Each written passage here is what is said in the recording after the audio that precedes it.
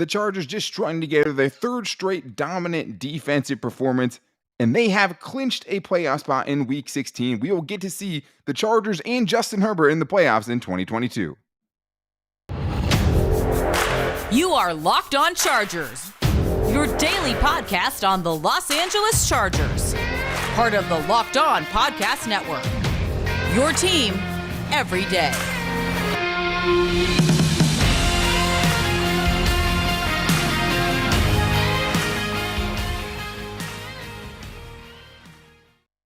What is up, and welcome into the Locked On Chargers podcast. I'm your host, Daniel Wade, joined as always by my co-host, David Drogemeyer, and we've been covering the Chargers now for 7 seasons, but this is our 5th season as a host of the Locked On Chargers podcast, bringing you your team every day. Thank you guys so much for making us your first listen on the first day we get to talk about clinching the playoffs since 2018. To make sure you never miss the show, go subscribe to the Locked On Chargers YouTube channel and follow the show for free wherever you get your podcast from. And we'll get into the nitty-gritty, David, a dominant defensive performance, but it starts with just Justin Herbert and this Chargers team making it to the playoffs after where they came from, all of the injuries that they had to overcome. Brandon Staley getting fired by everyone only a few weeks ago, right? The Chargers have persevered through it all this season. They have officially clinched a playoff berth, and Justin Herbert will get to play under the NFL's brightest lights, which is so exciting. But then we have to get into the Chargers defense. Again, I know it's a bad Colts offense. You still can't come away from that game not hugely impressed with what the Chargers have been able to do. 7 sacks, 3 interceptions, just straight up throttling a second half shutout by the Chargers defense. Great to see. And then we'll get into the good and the bad of the offense. I mean, this is a positive time to be a Chargers fan. This is a great day to be a Chargers fan, a great night. But there are obviously some things that we have to see worked out. A pedestrian game from Justin Herbert in this one. The offense just overall really just lacked what you wanted to see, right? When you want to see a dominant performance towards the end of the season, especially against a bad team. But David, the Chargers did it, right? They got it done. They've pretty much, I mean, it's been ugly all season. I mean, to get a 17-point win is something we should all be happy about. We actually got to relax a little bit after they took that 20-3 lead late in the fourth quarter. That's something to feel very happy about. But the biggest thing, David, is Justin Herbert in his 3rd season will finally get to play in a playoff game. No more that, Justin Herbert's never made it to the playoffs. No more that, Justin Herbert is not a winning quarterback. Both of those things are now gone. They are now myths. Justin Herbert is officially a plus 500 quarterback. Justin Herbert officially will be in the playoffs for the first time in his NFL career. All the adversity that the Chargers have gone through, all the just unbelievable amount of injuries. Joey Bosa, Rashawn Slater, Jalen Guyton. I mean, the list, Justin Herbert himself. Trey Pipkins, Mike Williams, Keenan Allen, the list goes on and on and on. And guess what? They didn't flinch. They never they never quit. They came together. They did it when it absolutely had to be done. In the month of December, they go 3-1. And just a few weeks ago, when it felt like this season was dead, now the Chargers are in the playoffs. They have beat the Colts, their largest victory of the entire season, 17 points. And thank the Lord, we now get to see Justin Herbert in prime time and watch him play playoff football, as does the rest of the world. Yeah, and I mean, there's a lot of stuff you could look at and not be happy about from this game, but it's time to be happy right now, and there's plenty of time to get in and dissect what exactly went wrong, especially for the Chargers offense. But what you want as a Chargers fan is to see Justin Herbert getting to play in the bright lights of the playoffs, get to go out there and show why he's one of the best quarterbacks in the NFL, right? And why he is truly one of these special talents that you see out there going out there on Sunday, right? I mean, that is what you want to see. He has set every single record pretty much in the NFL over his first 3 seasons, right? Most completions, most passing yards, most 300-yard games, only quarterback ever to throw 4,000 yards in each of his first 3 seasons. He's checked everything. He checked all of those boxes, right? He played well enough his first 2 seasons to make the playoffs, couldn't get the support around him to do it. Now, there's nothing holding him back right there in the playoffs. He will get to play. Is it going to be a great game when they get there? We'll find out. We'll see what this team does over the last 2 weeks. But any season you don't make the playoffs with Justin Herbert as your quarterback is a failure. Even this year with all of the injuries, it would still have been considered a failure. So for Joey Bosa to make this playoffs for the second time in his career, Keenan Allen has only made it a handful of times, right? Mike Williams, only his second trip to the playoffs. Like, this is such a huge moment, especially for all these young guys and all these guys who have stuck around trying to build something special for the Chargers.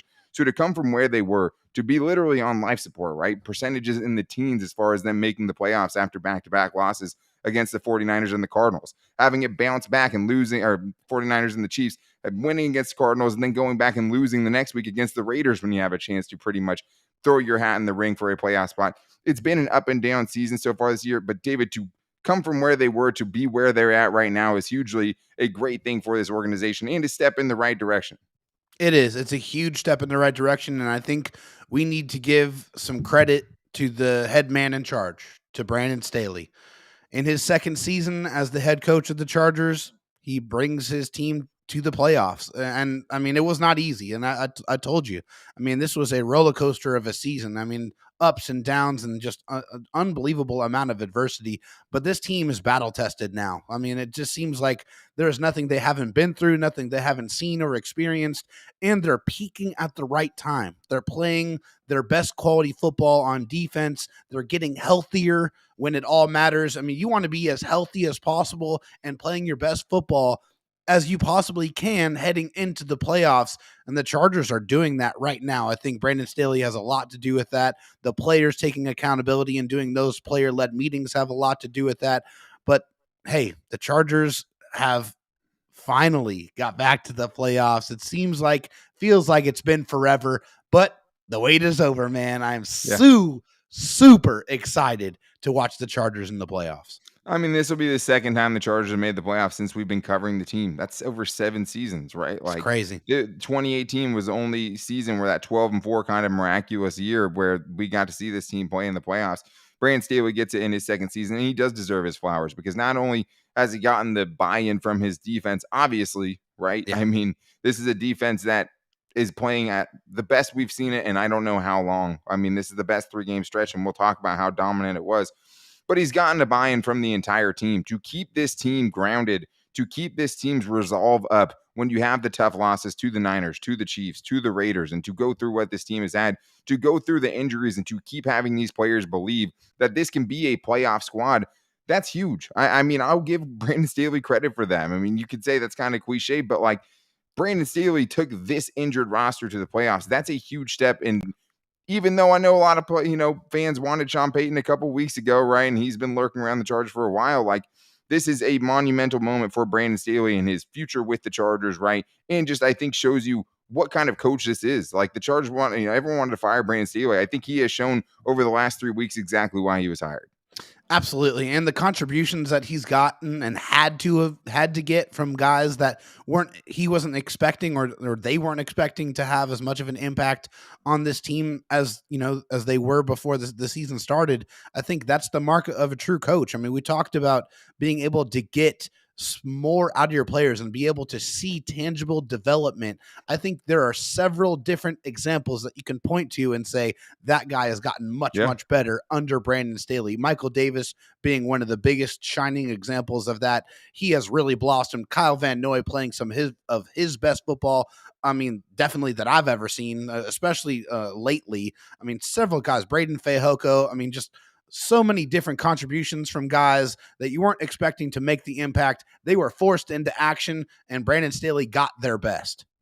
Yeah, it's crazy. I mean, because even in this game, we'll talk about that Derwin James hit. I know everyone's talking about that or was talking about that during the game, and we'll get into that. But basically, most of 3 games where you're putting up these defensive performances without your biggest leader easily, right? And one of your top 2 defensive players in Derwin James. I mean, it's been super, super impressive. And they got contributions across the board in this one. They absolutely throttled the Indianapolis Colts in the second half. And now for the 3rd week in a row, David, Justin Herbert's the quarterback, but we get done with this game thinking about the Chargers defense, because if the Chargers defense can play like this, everything's on the table, right? And we'll see what they do over these next 2 weeks, but we have to talk about that. The turnovers, the Derwin James hit, the sacks that they had in this game, Morgan Fox with 2, a bunch of guys contributing, and we're going to get into all the best parts of the Chargers defense in their 3rd straight dominant performance coming up right after this. But first, I need to tell you guys about an app that I've absolutely been loving lately, and it is the Ultimate NFL GM app. The Ultimate Football GM is the best app that's out there right now, guys. I'm not a big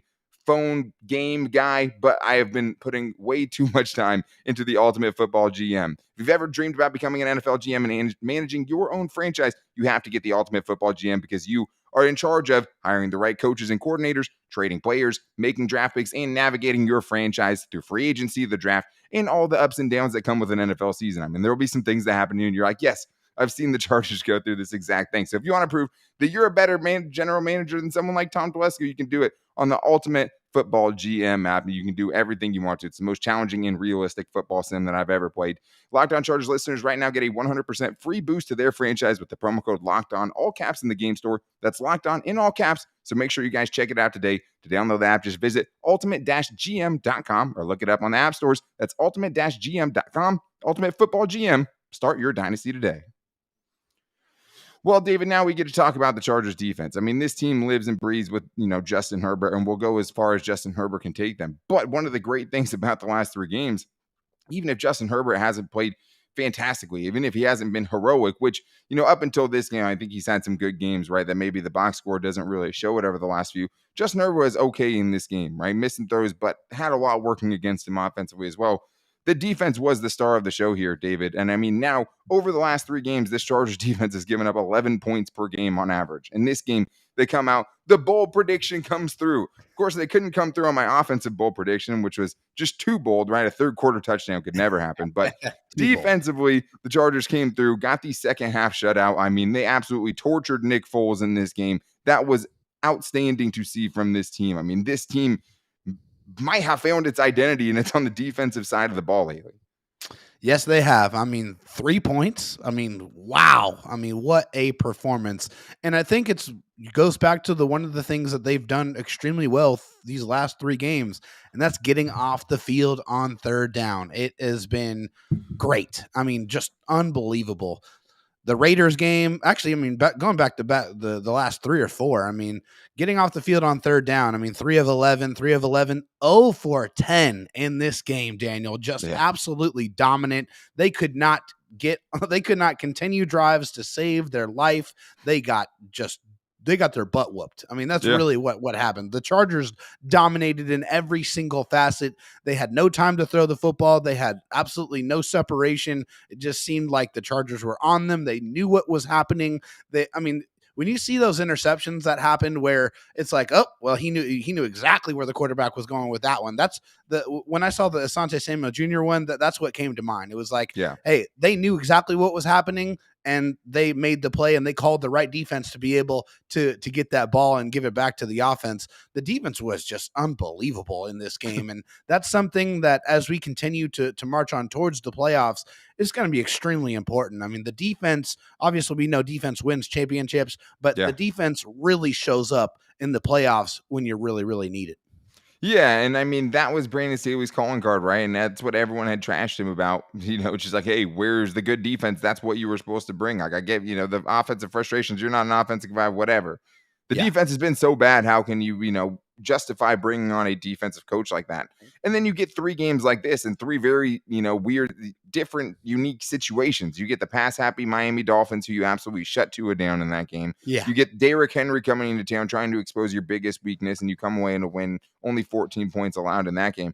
And in this game, when you were easily the better unit, right? When you're going up against a Colts offense that has been bad all year, and you go up against a quarterback like Nick Foles, who hasn't started a game since 2021, that's what it should look like. Yes. But unfortunately, so many times in the past, that's not what it looked like, right? It was making things too easy on bad quarterbacks. They took everything away from Nick Foles in this game. I mean, 3 interceptions. Asante Samuel Jr. one dropping off from his coverage to jump right underneath that route was great. Derwin James had a ridiculous acrobatic catch on the sideline, right? He's Michael amazing. Davis got an overthrow for sure, right? He did Yeah. leave his man. I mean, he had a man streaking up the field, and probably would have been a touchdown potentially had they seen it earlier. But he came off his man, goes and gets the interception. And that Seems was like he great was to waiting see. there forever for that ball to come Sure. down. Oh my God. Yeah. I mean, so much for the big armed, Nick Foles. I mean, there were some ducks floated out there, but it was nice because Michael Davis also, at the end of this game forces 2 incompletions, right? And one drive and gets them off the field on 4th down. Like, he has been playing so well. He's playing with deserves so that much kind of swagger gimme and interception. confidence right now. It's just unbelievable. 100%. He's played great, but it doesn't happen unless you get the pressure. And that's one of the biggest things that was missing, especially without Joey Bosa. It took them a long time to figure out how to get pressure without Joey Bosa. We've seen it consistently. And in this game, the most sacks since 2016, 7 sacks in this game from the Chargers defense, 2 from Morgan Fox and 1 apiece from a bunch of other guys contributing. Oh, I loved it. I mean, and it was really nice to see Khalil Mack get back in the sack Yeah, it column was. too. I mean, First first time sack since week for him. 10, Yep, win since 10. week Yeah. 10, I think for Mr. Mack, and that's been really really nice to see because he's been close. He's been really close on a couple of them. Also, I thought Chris Rumpf really rushed the passer really well in this game. They That did. one where he did that little dip move with his that hand move, and he kind of swept around the corner. That his bend has always been something that I thought was going to be an asset for him as a pass rusher. He really showcased it in this game. To see him get after the quarterback and just seeing it come from so many different places. It wasn't just one player, it wasn't two. It was multiple guys getting after the quarterback, making life hell and really clogging up Yeah. that pocket and not giving Nick Foles anywhere to go. He was forced to get put on the ground, and that's what the Chargers defense did to him. The Chargers defense really frustrated him, really frustrated the Colts offense altogether. I mean, they were just dominant from beginning to end. He had no answers. I mean, 212 yards of total offense in this game. I mean, it didn't matter if they were throwing the ball or running the ball. The Chargers shut down everything. And they got gashed at times by the Colts run offense, right? But they also had a lot of plays where they gave up 1 or no yards on first down, right? And put them in really bad situations. They took advantage of the penalties the Colts offense had against them and didn't let them get away with it, right? Tons of sacks on third downs. I mean, it was just great to see this Chargers defense be able to do all the things that they weren't able to do, the first 15 weeks of the season or 13 weeks of the season. Seriously. It has been such a turnaround, such a 180 from this group. I do think Morgan Fox is one of the unsung heroes of this team. Has been the most, consistent interior pressure guy this season on the inside. And then, also you have someone like Kyle Van Noy. We talked about how well he's been playing as a big tackle for loss early in this game. I was hoping for the pick. I wanted my bold prediction to come true, man. Totally. I mean, it would have been nice. It probably would have been the first time both of our defensive bold predictions came through. But for him, a sack in 3 straight games, a big tackle for loss, a 9-yard loss in the beginning of this game that totally derails a Colts drive. Like Kyle Van Noy is playing so well. And you could have Joey Bosa coming back next week, according to reports. I'm going to hold my breath. I mean, Ian Rappaport already reported, I feel like, that same exact thing like 2 weeks ago that he was going to be back at practice the next week, and it didn't materialize. But the Chargers have other injury concerns now, specifically around Derwin James. And I know a lot of you guys, if you didn't even get to watch the game, I'm sure you've seen the clip of it where Derwin James got downhill on a short pass and absolutely destroyed Ashton Dulin, right? Lit him up. One of the most violent collisions I've seen on an NFL field in a long time. It was a brutal hit where Derwin James hit mostly the shoulder, caught a little piece of the head. Both of the guys took a lot of damage in that hit. I mean, Derwin James is probably the wobbliest Charger I've seen this year trying to get up. He ends up getting ejected, David. There's been a lot of talk about it. I mean, it was a huge hit. I think the violent nature of it definitely played a part, and I think the ejection for sure. What did you think about it? Yeah, I mean, watching it in real time, obviously, it's easy to react with emotion. And, and I did, obviously. We were all watching that football game. I thought that he delivered that hit to the shoulder, but that really isn't the point. It was the fact that he laid that hit on a defenseless receiver. And I think that's the reason why he got the penalty. And I'm okay with him getting the penalty. I think that was warranted. That's in the rule book. They're trying to protect these players and trying to, increase the longevity of these players in the game. Yeah. But I did not agree with the ejection. I thought that ejection was super soft. I mean, hey, obviously Derwin James ended up, being in the concussion protocol and probably shouldn't have re-entered that game anyway. Right. But I hated the ejection. I just thought that was the wrong call altogether. And of course, those calls are made by New York. They're not even made by the referees that are actually calling the game. So it's not even in their hands. But I absolutely hated that ejection. Yeah, and I get it. I mean, we'll see what the NFL does. He definitely hit the shoulder, but when you launch yourself, when you lead with the crown of the helmet, it's going to be a flag every time. It's a dumb play. I mean, most guys can't get downhill that fast to create that kind of collision like Derwin James did. But just in general, I mean, it's a dumb play, and he took himself out. He concussed himself, it looked like, on that play. Super wobbly getting up. He did look a little bit more clear when he was yelling and, walking into the halftime tunnel. Yeah. But it was just unnecessary. I think, you want to see hard hits in the football game stuff. You want to see exciting plays like that. It's just in this game, I mean, you have to also realize you're one of the Chargers' best players. You're their best defensive leader, right? You're an all-pro level talent. You have to be out there for your guys. And I think just in the heat of the moment, I don't think he necessarily meant to do that much damage or to hit him in that exact spot. I think he thought he was going to try to go shoulder to shoulder there. Yeah. It didn't end up working out that way, and it's a fast game, and we're talking about a game of inches for real, like literally a game of inches. I hope he doesn't get suspended. I would be really shocked if we saw him next week against the Rams anyways. I mean, he's in the concussion protocol. Hopefully he can just get healthy down the backstretch that, because the Chargers are in the playoffs and he's such an important piece of that. And you feel so much better, especially if you can get him and Joey Bosa back on the field. That's something we've been dreaming about since week 3 for the Chargers this year. And they're in it. But we do have to talk about the Chargers offense, and we want to talk about the good part of it too. The Chargers found a way to get separation late in the game. They deserve some credit for that. But there's also a lot we have to talk about that's not so great. 3 points off of 3 interceptions by the Chargers offense, only, not being able to capitalize on those turnovers. So we're getting to the ups and downs of the Chargers defense coming up right after this. But I do need to tell you guys about my favorite daily fantasy app, and I'm talking about PrizePicks. Hopefully, you guys had the more than on the Keenan Allen receptions in this one, well over the 5.5 we told you about this morning on the first show we did today. And hopefully you went with the more than on the Austin Eckler rushing yards. If you did that, you won. Because with PrizePicks, all you have to do is pick 2 to 5 players. If they score more or less than their PrizePicks projections, you win. And you can win up to 10 times your money on your entry. And what I love about PrizePicks is just you versus the projections. You go in, you see the good matchups, and you pick and choose the ones you want for your selections. And it's not just football. It's NBA, it's NHL, it's MLB, golf, MMA, college football. Whatever you're looking for, you can find projections to play with from PrizePicks, and they're operational in over 30 states and Canada. So make sure you guys download the PrizePicks app or go to PrizePicks.com to sign up today to play your best daily fantasy sports. And first-time users can receive a 100% instant deposit match up to $100 with the promo code Locked On. You put in $100, they will give you $100 to play with. If you put in 50, you'll get 50. So don't forget to enter the promo code Locked On at sign up for an instant deposit match up to $100.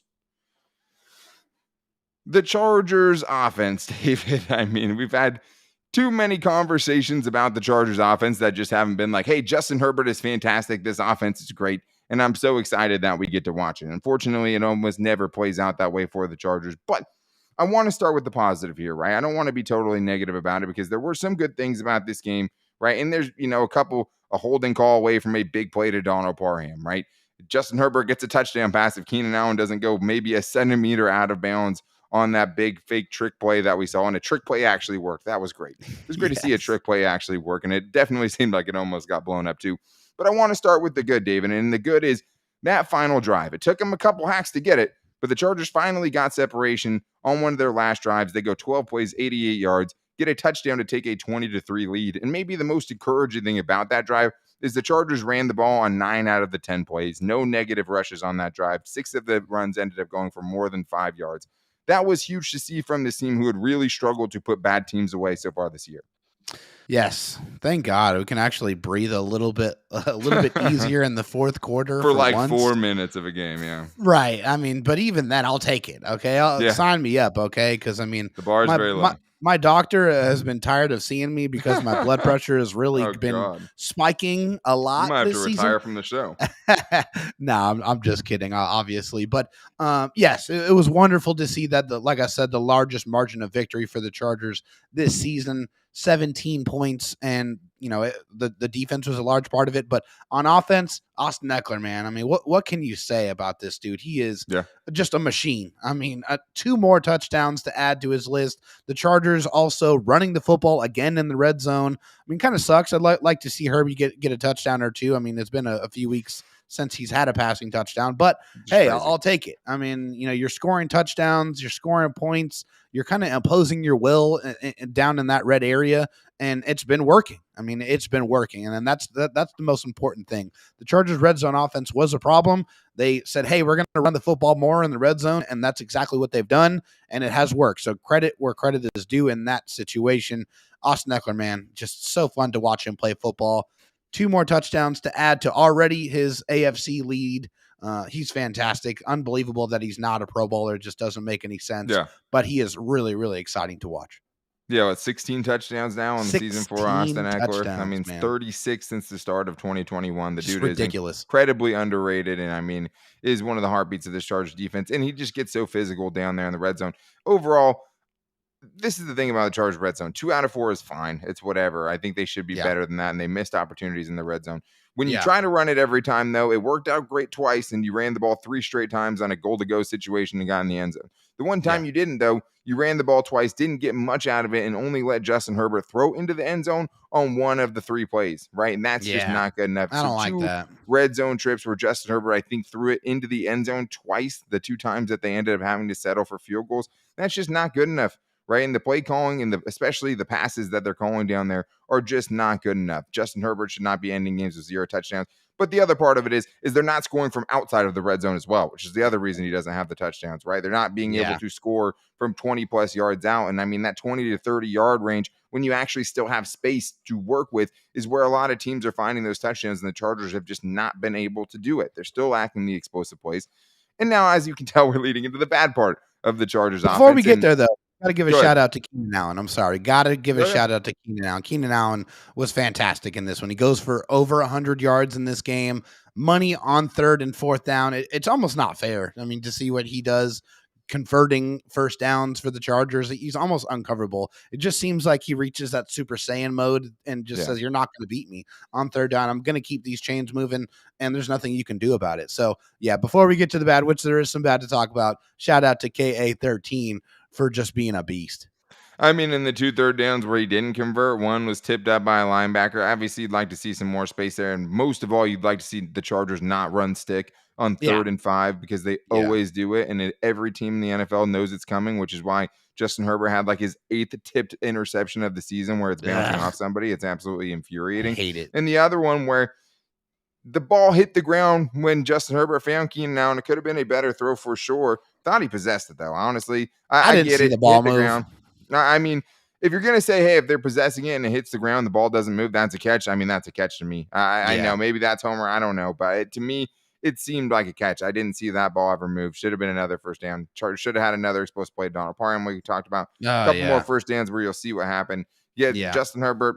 Obviously, the offensive line still isn't where it needs to be. 4 sacks again from this offensive line. One is Herbert kind of sliding behind the line of scrimmage. Hard to hold that against him, but still under constant pressure. Gets sacked for a forced fumble in this one, which is honestly way more surprising that he hasn't fumbled more, considering how many times he's been hit this year. But the frustrating thing to me was just at the very start of the game, David. I mean, at the very start of the game, you go punt, interception. Your defense gets a great start. They get 2 interceptions on Nick Foles, and you get 0 points out of it. I mean, that's just unacceptable, and we see it every game.